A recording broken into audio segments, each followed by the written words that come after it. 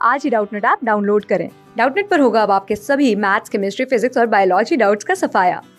बस अपने क्वेश्चन की फोटो खींचो, उसे क्रॉप करो और तुरंत वीडियो सोल्यूशन पाओ।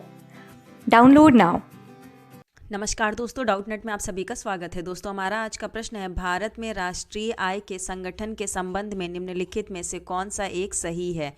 पहला दे रखा है निर्माण क्षेत्र के अंश में कमी हुई है, दूसरा सेवा क्षेत्र के अंश में तीव्र वृद्धि हुई है, तीसरा है आपका कृषि का अंश स्थिर बना हुआ है और चौथा सेवा क्षेत्र के अंश में कमी हुई है। आपको बताना है यहाँ पर कि आपका कौन सा विकल्प है जो बिल्कुल आपका सही दे रखा है, कौन सा एक कथन है जो सही है। तो अगर हम बात करें तो भारत में राष्ट्रीय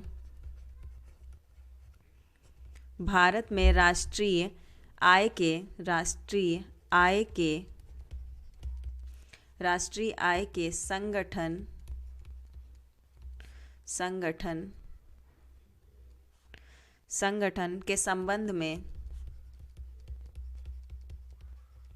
संगठन के संबंध में सेवा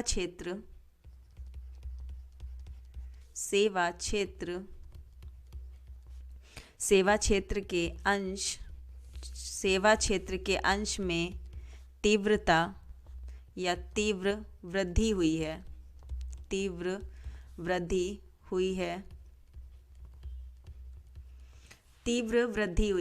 अगर हम बात करें जो कृषि जो क्षेत्र है, जबकि कृषि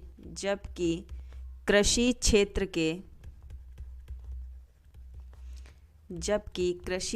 के अंश में कमी आई है।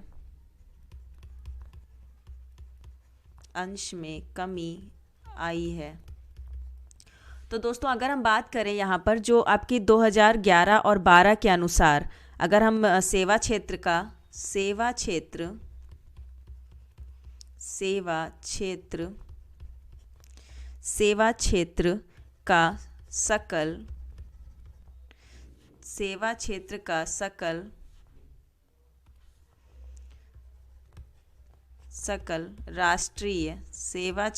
सकल राष्ट्रीय आय में योगदान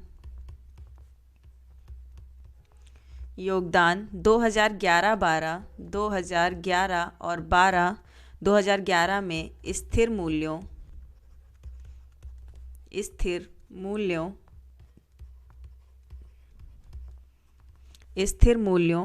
पर 54.28% रहा है, 54.28% है।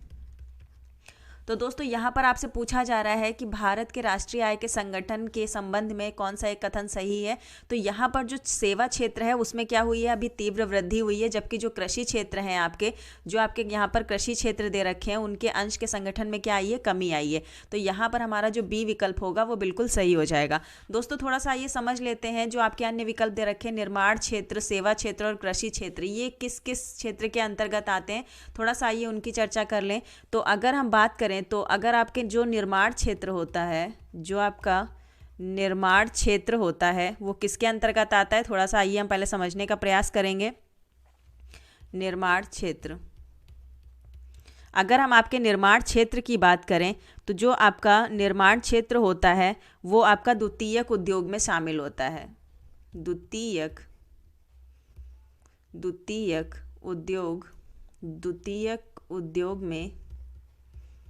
द्वितीयक उद्योग में शामिल होता है।